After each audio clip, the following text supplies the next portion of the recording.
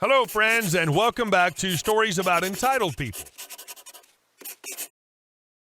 Wait, so this Karen believes that she can get in someone else's car and take pics whenever she wants, even if the owner tells her no? Karens have to stop. But before we begin, best way to support our channel is to leave comments, like, and subscribe with the turned on bell so you don't miss the new video every single day. Here we go. I need a picture, you jerk!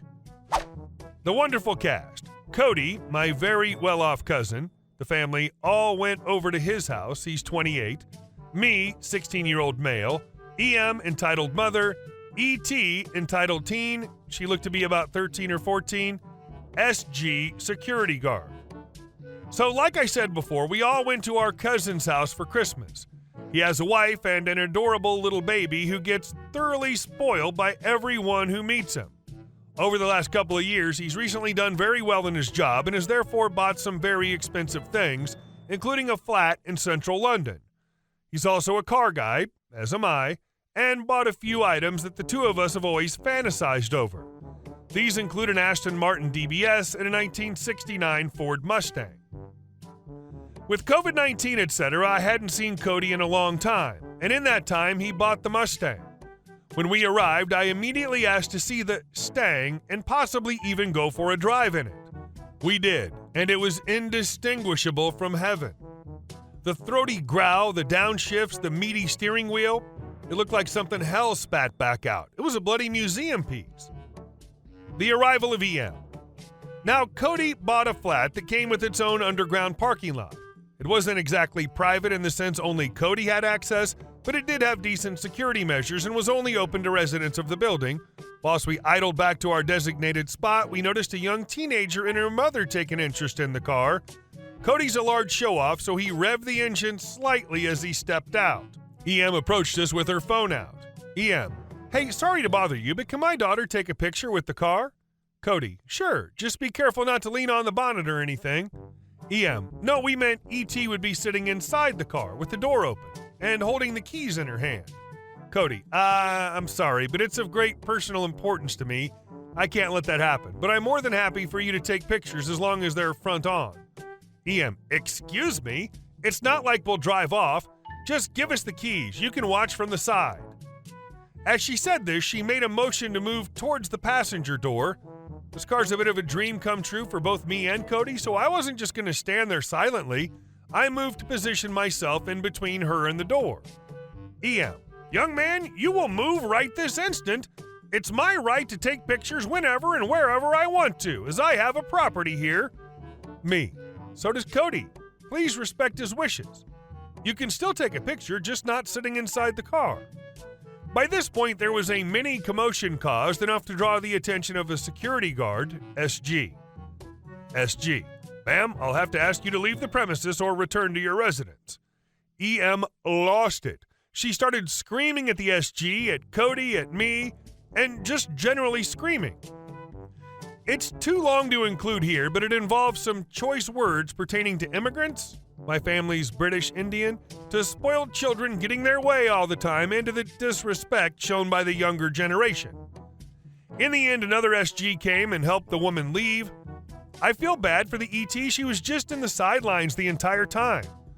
I don't think she wanted to press the issue. Her mom did it for her. All of this became a funny Christmas story, and within the hour, I was back to playing with Cody's baby. And our second story. Need another doctor's note? No problem. My 23-year-old male mother, 51-year-old female, is a paralegal at a pretty big law firm. Each attorney has several paralegals under them, and one of them is the manager of the rest. If one paralegal is out, the manager takes up their work as well as their own. My mom had the same manager for several years and never once had any issues. This year, OG manager retired, and back in May, her new manager was brought in from another section. To say this new manager, we'll call her Nancy Mancy, was a B word would be an understatement. Nancy immediately changed almost every single policy and micromanaged every single task. She constantly had sly remarks and would tattletale every single slip-up to the attorney. This got so bad, the attorney actually told the entire section he doesn't want to hear about any more workplace drama or small slip-ups at all. Now that the stage is set, on to the build-up. My mom found out she had a small tumor on her ovary that needed to be checked and removed. Biopsy was taken and found out it's not cancerous and can be removed with little to no issue. The doctor told her it would be a one-day recovery. She went to Nancy and asked for the 2 days off. No problem, just bring a doctor's note. My mom got the doctor's note and turned it in without issue. 3 days prior to the actual operation, they do her pre-op and find out that it can't be removed as easily and she has to have a partial hysterectomy. Now her doctor says it's going to be about 2 weeks bed rest. Mom informs Nancy. Nancy's pissed and says she needs another doctor's note. No problem. My mom calls her doctor's office and they use a program to edit the existing one to say 2 weeks instead of 2 days. They fax it to my mom and she gives it to Nancy. Now, the program medical facilities use to edit these types of documents is also used by paralegals. Nancy sees this note and immediately accuses my mom of editing the document herself just to get more time off. She then demands to have the doctor's office number. My mom calls them and explains the situation. The nurse talks to Nancy and agrees to get a new note made. Nancy demands my mom go in and get the original and not a faxed copy. Nancy states, "We need the original since this whole situation has been shady. We're going to do this by the books." My mom goes to the doctor's office, clearly PO'd. When she gets there, the nurse tells her she is entitled to 8 weeks of state short-term disability. She immediately fills out all the paperwork and takes it to her local disability office. Because of the short time frame, it's pushed through. The next day, she returns to work with her note for 2 weeks off and her 8 weeks disability paperwork. Nancy's pissed. My mom just says, "You wanted this done by the book. This is what the book says I get." Now Nancy had to do 10 weeks of extra work just because she gave my mom a hard time about doing 2 weeks of extra work. Since my mom's been back, Nancy's given her no problems at all. Edit. As requested, just a little info on my mom. She's in great health now. This took place in May of this year. She made a full recovery. I said she had to have a partial hysterectomy in the post, but left out how this was the second one, so technically she's at a full now. She's strong and very patient. I've been keeping her updated on all your replies and how many likes she's gotten. You've all made her day and keep the love coming. Also, change the acronym to a name to avoid breaking any rules. And our last story. Your yard is now our park. My partner and I purchased the house next door to my best friend. I'd lived with him for close to a decade when his kids were babies, so they viewed my house as an extension of theirs, and we're in and out all day, every day. I have a more flexible schedule than he and his wife, so I have them in the mornings after school and on days off of school. I had a pool in my yard, and because my friend's kids were still little, I installed a retractable cover and made sure it was locked so they couldn't open it. My friend's yard had one of those wood fort/climbing wall/swing set deals and a large sandbox. Throughout the year, we spent most evenings outside, grilling, drinking, and watching the kids play, swim, whatever. One summer day, I came home from work a little earlier than normal and started to prep for dinner. I heard a knock at my back door, which was odd since my buddy's kids never knocked. I went to see who it was and discovered a mom and 2 kids who looked to be maybe 5 to 7 years old.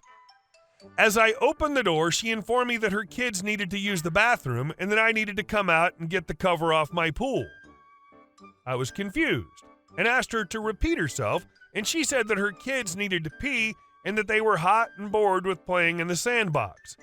So I needed to open up my pool. I asked her why she was in my friend's yard and what made her think her kids were welcome to swim in my pool, or use my bathroom for that matter. She got really bitchy and told me that she had moved into the house behind us and she'd watch my buddy's kids come over all the time and I opened the pool for them. She insisted that since I was willing to open my pool for the kids next door, I should also open it for the children who lived behind me. I tried explaining the relationship between my best friend's family and mine. She claimed it didn't matter that I had known them since birth and pretty much had helped raise them. I just needed to get to know her kids too and it'd be okay. I told her no and closed the door on her. She spent a while knocking and fussing at me through the window and then had her kids pee in a planter on the side of the patio. When I still didn't react, she took her kids back into my friend's yard to play on the swings. I texted him to let him know what was going on. Right at the moment he was letting his 300+ pounds worth of newfies out in the yard without noticing the unwelcome visitors. The mom starts shrieking and climbs up into the fort, leaving both kids on the swings. She starts demanding that we put the dogs inside, and how dare my friend let his dogs out into his own yard when her kids are clearly playing there. He tells her to GTFO and calls the police. When the cops arrive, she put on the whole waterworks about how her kids are just looking for friends and my buddy's kids are somehow bullying her kids, even though they'd never met. That he invited her over just to let his dogs attack her children, blah, blah, blah. They eventually move her back to her own property, then come back later to tell us they warned her about coming back. She lived in that house for almost a year before she and her husband divorced. During that year, I had to replace the lock over the pool cover controls 3 times, have a fencing company remove a gate at the back of my property that was meant to let the lawnmower through, and eventually pay a security company to come check on the yard anytime we were going to be away for more than a few hours. We found her and her kids in our yards repeatedly, but she'd leave when we got home.